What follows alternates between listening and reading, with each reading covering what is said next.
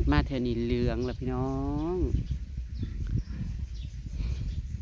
ที่นี่คือที่ไหนที่นี่คือนาเจดอกไม้จ้าพี่น้องตามอำมาลากะมาค่ะรักมาสวีทกันอยู่เที่ยงหน้าเจดอกไม้พี่น้องเอ้ยใส่กันมาแต่เวียงแต่วางผวาพักพาไปใส่มาลบอยู่ทงนะพี่จ้ากราบสวัสดีเด้อพี่น้องเด้อไปผูกแขนข้าเจ้าไปผูกแขนข้าเจ้าเพราะว่าผูกแขนลุงแหละในบ้านนั่นแหละแต่กับเขามวนกันแต่ก็ไม่ได้กินได้ดื่มอย่างน้ำเขาต่อค่ะเขามวนกันแล้วตัวเองก็เซเวอยู่ค่ะตอนนี้ก็กำลังตามมาค่ะเธอเท่ากับพี่อ้ายนะคะอย่างไปก่อนแล้วปุ่นตอนนี้ก็บ่ายแล้วบอก2 โมงแล้วจ้ะ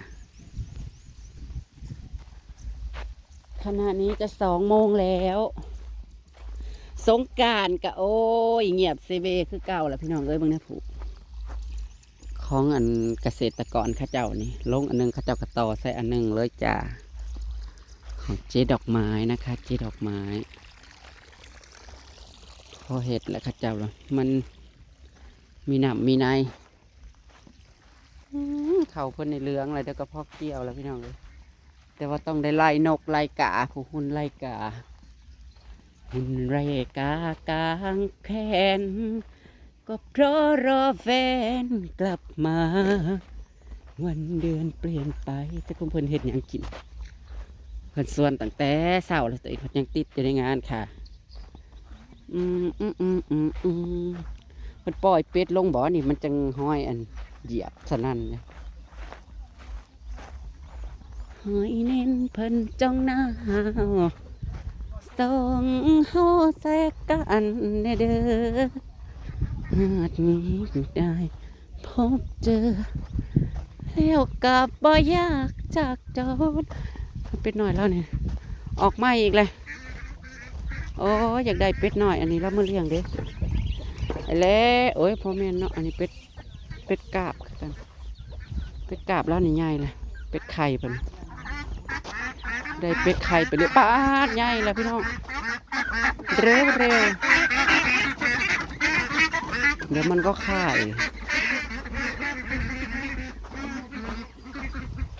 โอ้ยข้าวนี่พอเกี่ยวแล้วบัดจ้าจะเกี่ยวข้าวรับจ้างเดือน5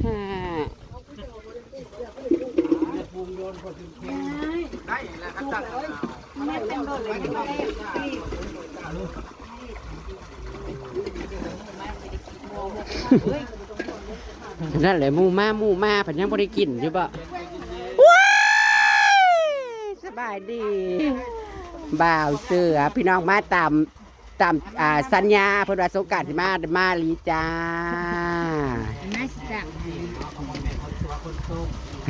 เอาไอ้แก้วบอจะบริขึ้นบอเจ้า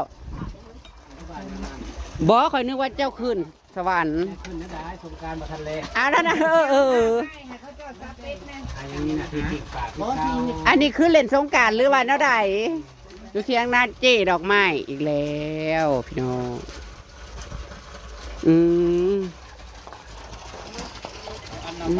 ตักก็อ้ายยังหน้าที่ปิ่นปากคือเก่า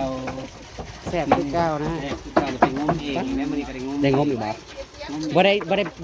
ปิ่งบ่ได้รวยลายอามาลาบ่ลายคือเก่าเป็นไงแล่ได้จับมันยืดตึกอาลีบ่ปิ่งข้าวยืดเป็นคิดว่าปั่นรถมันก็มานคือเก่าบ่เฮ้ยมันจะทำเดียวประคองก็จับประคองมาแล้วมันยังเล่นกันไปยังไงหอมตายไว้อีกโอ้ยนี่ปลาเค็งนี่มันตัวใหญ่จะละได้นั่งเผากล่องไฟเนาะทำสิเหตุเวลาได้มานปีงอะไรบ่อีน้อยมาในซุปเลยไปช้อนจนมาแห้งเลยเฮ้ยนี่ช้อนลงได้แค่นี้มั้งน่ะมานี่ละปีงตัวเก้านะกูบอกให้เอาขึ้นแต่พูดแล้วก็แล้วถ้าเราขึ้นในตอนนั้นก็เรียบร้อยทำมาลาบลง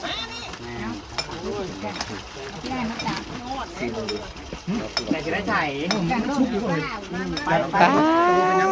กลางร่มให้ผู้บ่าวไปไหน อย่ายิ้มไรอันผู้สาวนะก็ได้ผู้บ่าวสิตื่นแค่ว่อง จักว่านี่บ่จักเดือน6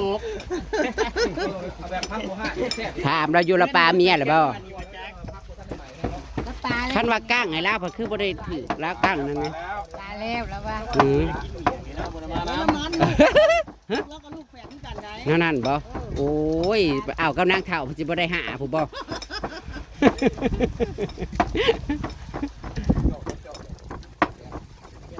ป้าแล้วก็เป็นนะ เฮียนได้น่ะ ป้าดอีนี่มันสิเป็นเมียพอออกผู้ตัวนี่ป้าดคือดีแต่พออนี่ย่อมาจากไหนเท้ามึงเกิดเว้าดูผัวอีเฒ่าผัวอีเฒ่าในเดือน6แม่นบ่ผัวยุ่น เนี่ยเราบ่มีเริ่มเมื่อเราบ่มา เมียระบบมากกับเจ๋งมาเมียระบบมี จ้านางเฒ่าเลยได้โอกาสจ้านวลนางน้องกังจังระวังถือสันมีดแล้ว ถือไปได้ยินแล้ว อีกจักมือเจ๊สิได้เกี่ยวข้าวนี่นาโอ้โหคือสิบ่ได้มาหาดอกบ่ ยากได้บอกวันที่เช้านี่คืออย่างยากแต่ มีงานเข่าพอดีมีงานพอดีเราหากับมีงาน เอาคนที่เช้านี่ดูดป่าด้วยเนาะขับง่ายๆเนาะเบิ่งหน้าแล้วเด้อไม่เสียวหรือว่านี่ก็มือนี่นาจะไม่คือว่าคือเก่า เปลี่ยนเนาะเปลี่ยนแตกต่างแตกต่างมือบ้านมันนี่สวย คือว่า ไม่เอาละ คุมมันซ้ำไปเบิดนะหน้า อยู่ ตา นี่โอลงโอโลโอลออล่า นี่ว่าลายของเก่ามันซ้ำยังมาสักอย่างมันสุ่มมันซ้ำตาจานแก อยากการ์ดอยากการ์ดอยากอยากการ์ดอยากตอดอยากการ์ดแล้วก็อยากตอด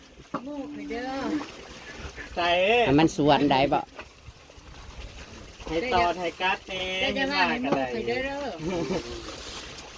อ ปีใหม่มาเที่ยว โอ้ยกินละเขาละม่วนบึ้มๆกับบ่ได้ม่วนน้ำเขา บอกกินแก้วบอกกินปีใหม่ปีเดียวท่าน ปีใหม่ปีเดียวสิกินปีใหม่ปีเดียวนี่ นี่นะเลยนี่นะเลย กินโลดเฮ้ยบ่เป็นหยังดอก เองบริการเอง ยังอื่นเป็นภาระ บ้านเมืองเขาก็กินแท้ๆจบ แอนเบาเสื้อคมคืน โอ้ยกูยันมึงมาแล้วมึงสิข่มขืนลาวนั่นคันสำหรับดาวก็ไว้ใจอยู่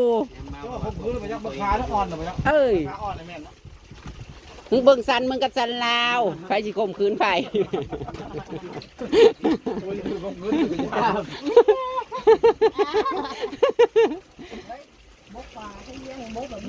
ปากปากอกน้ำมัน ขอบคุณค่ะเอาใส่ไปสิครับโอ้นี่ครับ เฮ็ดอยู่ขโมง มกคือของข่อยที่เบาเสื้อบริใส่ขี่นั่นเขาปล่อยทำหลังว่าบริใส่บ่ แซ่บเลยแซ่บ ข่อยมกเฮ็ดที่ไปขายนั่นเขาปล่อยน้ำหลังมันขม ขมก็จะตายนี่พ่อ ลูกคำอยู่ที่แบบ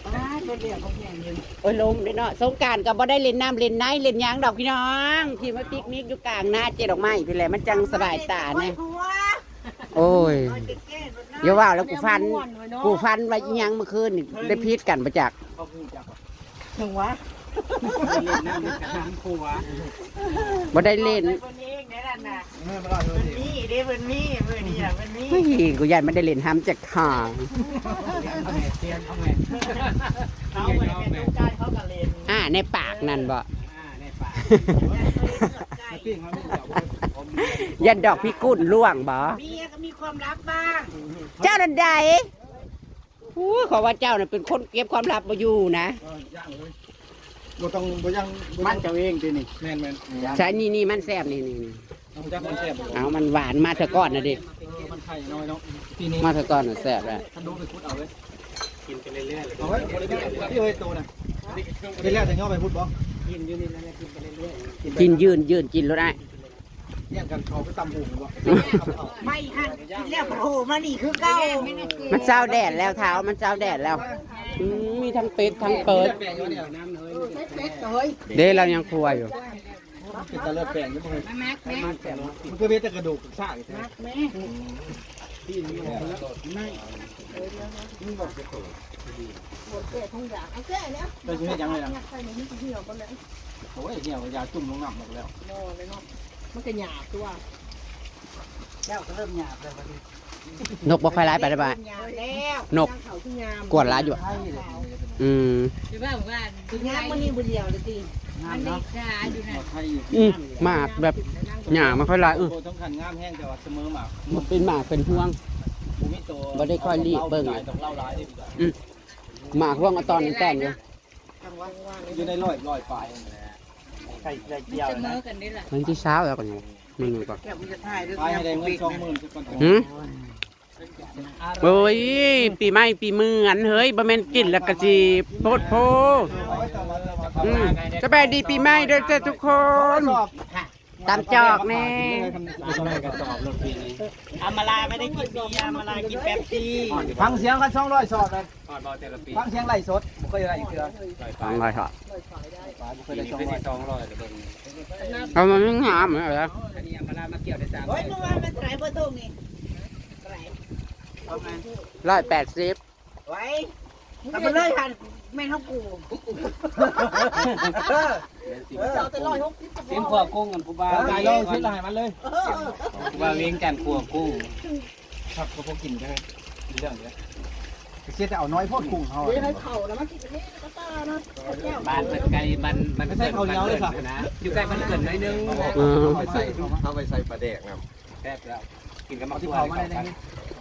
กินได้ให้พยาธิกินไปน้ำพอไม่กินไปน้ำผูกกินเด็ด ทางนี้ก็คือบ่ได้ทำบ่เดี๋ยวจากกลางจ้องอย่างเดียว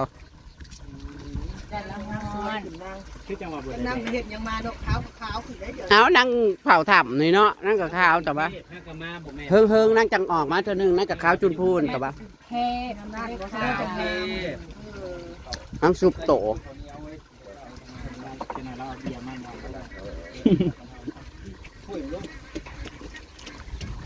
ไว้ล้มเหมือนนี้เขาล้มบ่อยๆเพื่อนว่าล้มแห้ง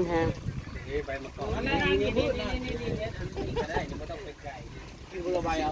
สิเดี๋ยวต้นมันเล่นอ่ะโหต้นอ่อนมันเป็นลายเลย ผมเย็นกับดูนุ่งเอา ๆอืม นี่แต่ว่าปลาคอนี่ เป็นธรรมการเขากินบอกว่าเป็นให้กินเนี่ยกินหลังเป็นธรรมการเอาไว้ เห็นเห็ดนิดหน่อย อันนี้ ไก่ยุ อ๋ นี่ อมันไม่ได้ออกนอกหัวเลยอยู่ในหัวนี่เนี่ยเจ้าสมัย ขอบใจ กินคันแซ่บ เป็นย่างไปในข้างหน้านี่จ้ะหัว อย่าง เนี่ย ปลาเค็งนี่ต้นใหญ่ๆพี่น้องข้าวสีย่างพี่น้องแซ่บๆอีกแล้วพี่น้องเลย บางตัวก็บัดตายไป นี่ละของแซ่บๆพี่น้อง งบประมาณปีนี้คือกปีกายว่าเงิน 3,000 เก่งว่าคอแซ่บคักใช่ได้แต่บ่มีสมตำเนาะไม่เสียวน้ำพุงมาตำบ่ แสดงว่าเบิดหลาย มะพร้าวกับมีนะเลยนะ มันต้องมีงบประมาณไป อืม ยังว่ายังกินเลยฮะ ต้อง กินยังไงก็ มัน ไม่ ต้ มา องมี กิน นา เป็ แซ ด งมันต้องมีตัวนี้ไพ่บูมีตัวนี้แค่ว่าเชย ปิงปลาเขากันคืออย่างนี้กับสมตำเนาะพี่น้อง กินเบิร์ดจริงพอราคาบางพวก2,000ซื้อกับเขา กินหลายคนมีแต่แซ่บ กินมันหลายกว่านั้นเราลอง กินหยังกับแซ่บพี่น้องแต่ว่ายังสิเฮ็ดเลือดแป้งเป็ดอยู่พี่น้องมีเลือดแป้งเป็ดกับปิงเป็ดพี่น้อง บ่ได้ยา กับบรรยากาศแบบว่าครึมฟ้าครึมฝนพี่น้องเขากันเขากัน เรื่องมือตะเวียนกระยานอยู่มือที่2ที่3มันเชิดเล่นครับ มาแต่กระเป๋าเสื้อสอง แล้วก่อนมันมา นั่นเจ้าต้องโทษนะสาวใดนะสาวเราเป็นคนสู้อัน มาถ่ายอยู่บ้าน อืมเขาสิมาอีนันกันอยู่ อยู่สนามบินยังไปนำ นะสาวนั่นไปหับอยู่สนามบินน่ะแล้วยังไปน้ เอาไว้อุ้ยผมมาปักเค้กโกยขโมยเป็นปิ่งเลย หวังมันน่ะ ห่วงใส่กับน้ำนี่ป่าเลย มากันเฮ้ย มันไป5,000 เฮ้ยมายังไปอยากให้ฉันถ่ายฉันแบบโอ๊ยกูลบทุนไปป่านมีเบิดมือเบิดเว้นยังเบิดกูถ่ายอยู่เลยนะ ำ เมื่อวานเนี่ยวันน่ะสาวปี๊ด มาถึงเทมใช้ของฝากนะ โอ้ยมันมาหอดมัน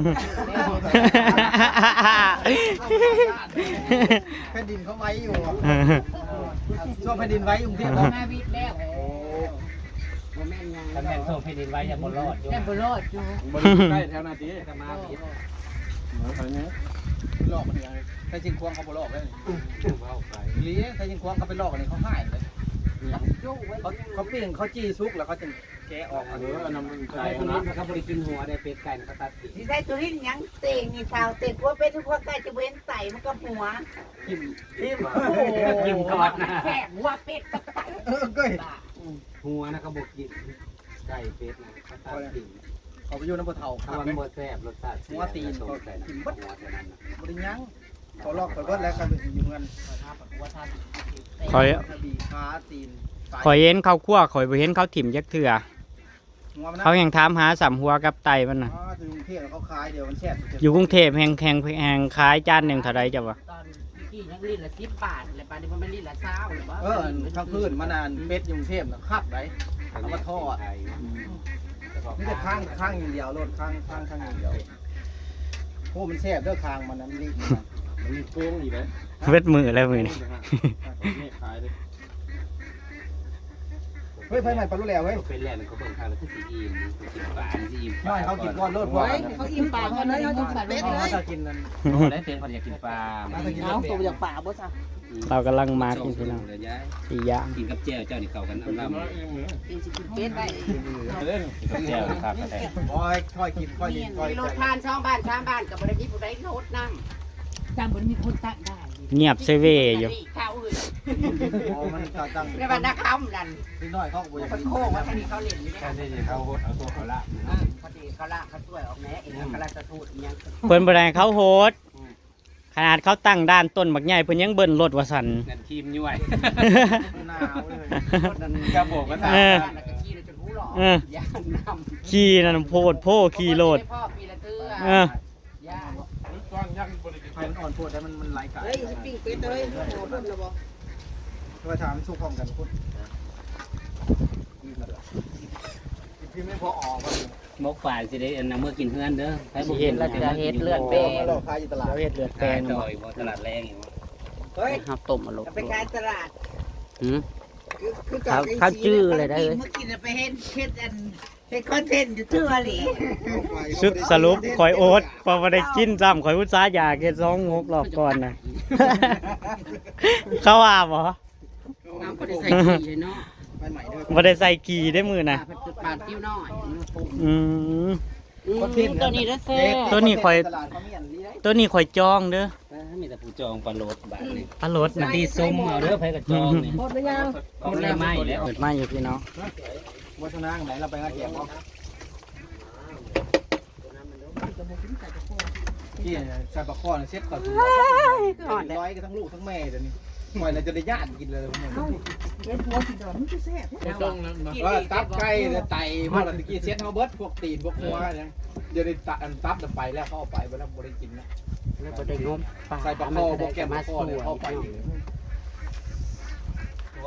อุตส่าห์สิได้มางุ่มปลาน้ำมาหอดเขางุ่มแล้ว ตัว เบิด บ่ทันเลยเขาเป็นผู้เฮ็ดกิน เขาปิ้งแล้วเบิดล่ะ ตักโลดเลย เฮ็ดเลือดแปลงพี่น้อง มาใส่ปลาข้อบ่มีแล้วรู้สึกว่าไข่ กินขูดกินขี้ให้ใส่เฮ้ยใส่บ่สุก เนี่ยมาบอกปิ้งมันลมลงขนาดนี้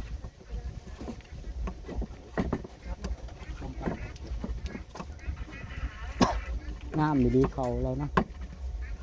มีแต่ห่วงใหญ่ๆใหญ่ เนาะขายปีนึง2เทื่อเนาะ แล้วขายหั่นบ่โอ้แม่นแล้วเนาะ ถ้าปีนี่แหละจัก ห รอ น้า บก่อน ปีกับหน้าแรง กล้องนั่นเลย แล้วบริกรเล่นหมด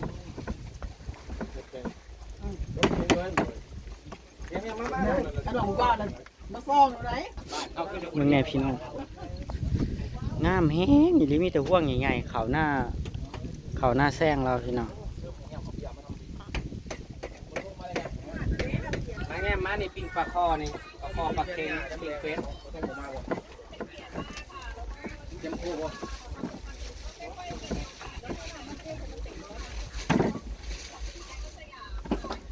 ตอนนี้ง่าย อันนี้กินเองเด้อพี่น้องให้ปลาเลี้ยงเองเลย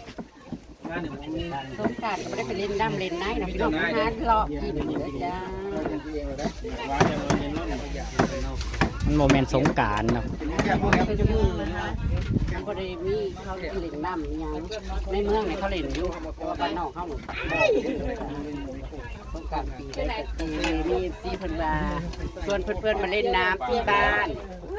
เพิ่นเลยให้ข้าวมาเดือนละเทื่อเลยคุณมือหลับสิมาเลยเนาะนักมันเกิดจะได้ติดตามติดตามแล้วกัน